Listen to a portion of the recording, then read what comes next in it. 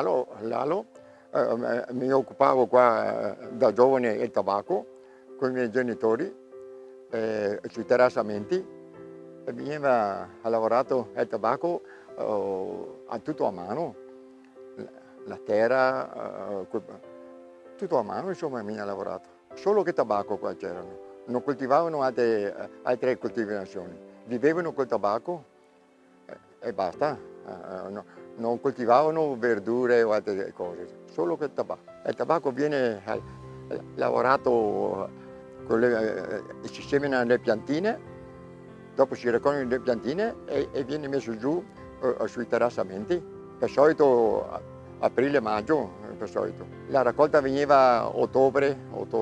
Allora il procedimento era, quando che si portava a casa, si facevano delle masere, si chiamavano delle masere, per farlo venire giallo. Quando era giallo si mettevano gli smussi, noi li chiamavamo smussi, e si piccavano su sui tetti o sotto tetto, perché prendessero l'aria che veniva maturo, insomma, veniva pronto per tirare giù.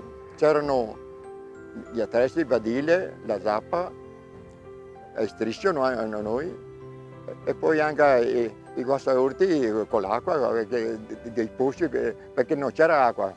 L'acqua veniva raccolta dai tetti ai pozzi, non c'era acqua qua da noi, solo raccolta dal cielo, insomma. Il striscio, la prima cosa che si tiravano, avevano 4 o 3 spunti che si tiravano sul terreno, facevano la fila dritta per mettere giù le piantine ogni 40-50 centimetri, piantine. Poi c'era la zappa, il badile e l'attrezzo per l'acqua, perché quando venivano messe giù le piantine subito bisognava annaffiare con l'acqua, insomma, perché sennò morivano. Dopo basta però. Quando il tabacco era partito, che aveva preso, non correva più acqua. Alla ditta servivano a tirare giù il tabacco per portarlo ai magazzini dove c'era a Carpanello, ai tempi là. Si caricavano su il tabacco e si andava giù per la monetiera fino giù, che dopo c'erano dei mezzi per portarlo via. Perché non c'era un mezzo a venire su per la monetiera, il mezzo era la dritta.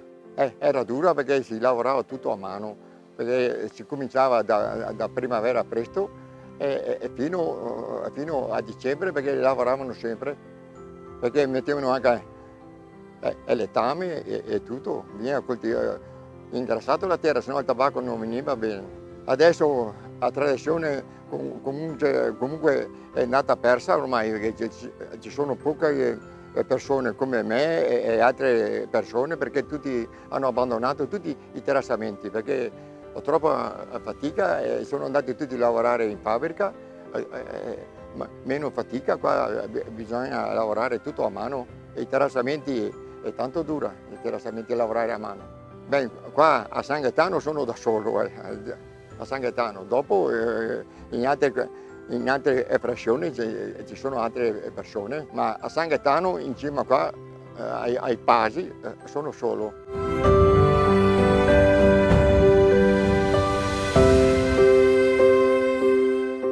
L'associazione Amici del Nostrano del Brenta nasce una decina di anni fa con lo scopo di raccontare e preservare quella che è la bella storia del tabacco nostrano del Brenta. Un tabacco particolare, il nostrano del Brenta è un tabacco che ha una storia lunga più di 4 secoli. Si racconta che questa pianta arrivò nella riva del fiume ancora alla fine del Cinquecento grazie ai monaci benedettini che lo introdussero nell'abbazia benedettina appunto di Campese, della Santa Croce di Campese. Ben presto la coltivazione si diffuse in tutto il territorio, in tutta la valle. Quello fu il periodo in cui il tabacco si diffuse in tutto il territorio veneto. Tant'è vero che Venezia istituì il primo monopolio relativamente proprio alla coltivazione del tabacco, vietandone la libera coltivazione.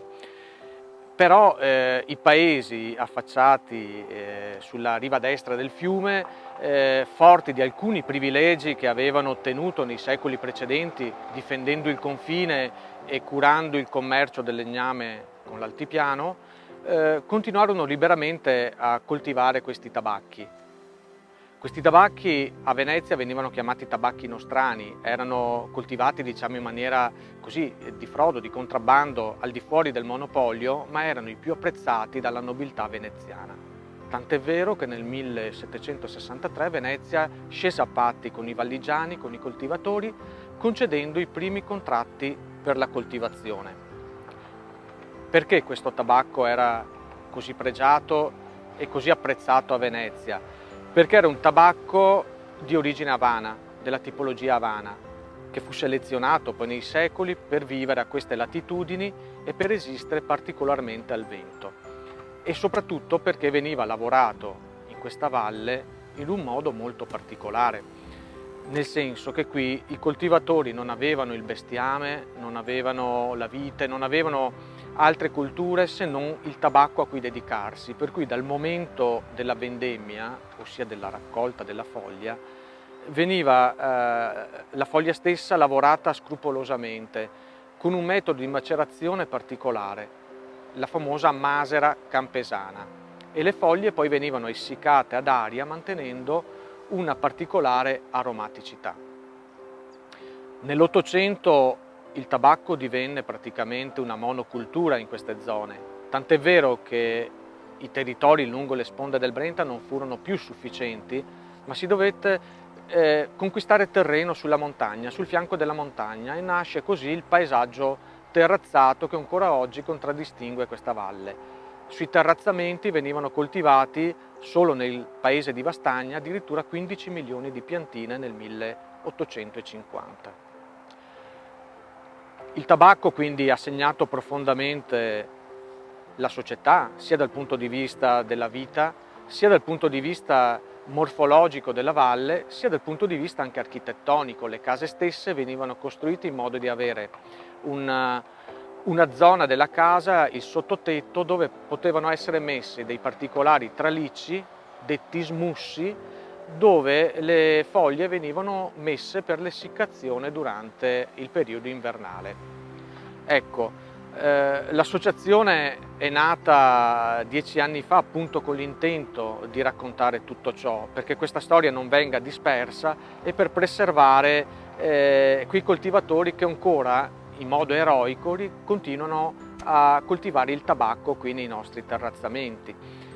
L'associazione poi lavora a fianco, collabora a fianco con la manifattura del Consorzio Tabacchicoltori Montegrappa, che dal 1939 esiste a Bassano e dove il tabacco del Brenta, il tabacco nostrano, viene ogni anno conferito dopo essere stato lavorato dai contadini e dove vengono prodotti interamente a mano i famosi pifferi del Brenta, i sigari che fin dal Settecento la tradizione vuole si producano in queste zone.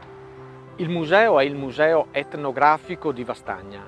All'interno del museo ci sono molte particolarità che contraddistinguono non solo il comune di Vastagna, ma tutta la Val Brenta. Troviamo un'area dedicata al muretto a secco, ma gran parte dell'area museale è dedicata appunto alla coltivazione del tabacco. Anche perché il muretto a secco, quindi il terrazzamento, nasce proprio in virtù del fatto che si coltivava questa particolare pianta. All'interno del museo potremo vedere e toccare con mano quelli che erano appunto gli smussi dove venivano messe le foglie di tabacco, ma potremo vedere anche delle foto d'epoca realizzate quando la valle era piena di terrazzamenti ad inizio secolo. Potremmo vedere gli attrezzi che venivano utilizzati per la lavorazione, il Cristo per segnare il prato o tutti quegli attrezzi che venivano utilizzati per la semina, le biffe, ossia quelle targhe che il monopolio rigorosamente dava ad ogni contadino per targare e riconoscere ogni appezzamento in base a quanti semi o a quante piante erano concesse, in modo da fare un controllo sulla produzione. Il museo è un piccolo scrigno dove viene preservata la memoria e noi come associazione siamo disponibili per accompagnare, per valorizzarlo e farlo conoscere a quante più persone possono e hanno voglia di visitarlo passando per la Valle del Brenta. La pianta di tabacco è una pianta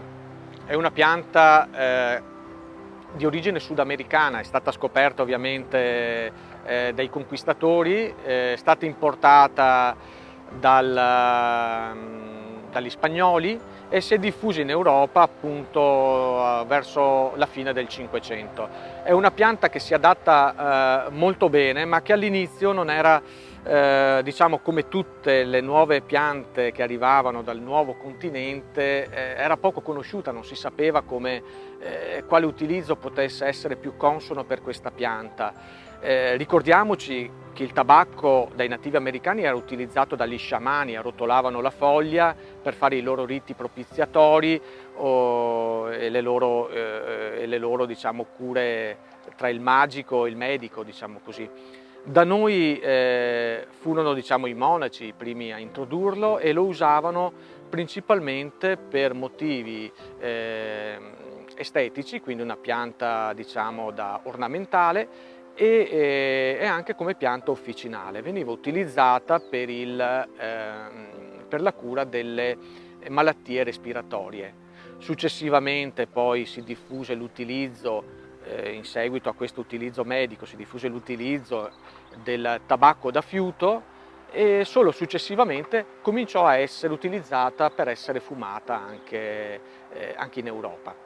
E poi l'evoluzione la conosciamo tutti, ci fu prima il tabacco utilizzato per il fumo da pipa, i primi sigari, fino ad arrivare alla sigaretta, quello che è stato diciamo, l'utilizzo più importante durante il Novecento. Adesso il Consorzio Tabacchicoltori Montegrappa, col tabacco nostrano del Brenta, produce esclusivamente, è ritornato a produrre esclusivamente il sigaro. Il sigaro perché? Perché il tabacco è pregiato, si presta a questo tipo di lavorazione, per cui si è ritornati a una produzione del tutto artigianale e che trova anche il gusto dei consumatori. Il fumo lento, insomma, si sta ampliando nel consumo. Allora, diciamo che all'inizio di questo secolo, all'inizio degli anni 2000, il tabacco che veniva lavorato, coltivato qui in valle e lavorato al Consorzio Tabacchicoltori Montegrappa veniva diciamo, distribuito esclusivamente per la produzione di sigarette, quindi veniva fatto un trinciato che non valorizzava la qualità. In quel momento il mercato, tra l'altro, delle sigarette stava venendo meno e la grossa scommessa è stata proprio quella di puntare su un prodotto artigianale e valorizzare la qualità della pianta, tentando di salvaguardare la filiera del tabacco valligiano. Ecco che allora il Consorzio ha puntato sulla produzione del sigaro, prodotto a mano, ha puntato sul recupero di una maestranza che stava scomparendo, quella delle sigaraie. Si è partiti con 3 signore e adesso ci sono 20 sigaraie che lavorano all'interno del consorzio, che lavorano i sigari, e si è deciso di tentare questa strada, questa produzione. Diciamo che adesso il nostrano del Brenta, il tabacco nostrano del Brenta è riconosciuto come qualità, si è creata una nicchia di mercato e noi come associazione Amici del Nostrano a fianco all'associazione, a fianco al consorzio, cerchiamo di preservare anche quei piccoli coltivatori che ancora vogliono continuare a coltivare nei terrazzamenti questa antica tradizione, preservare questa tradizione.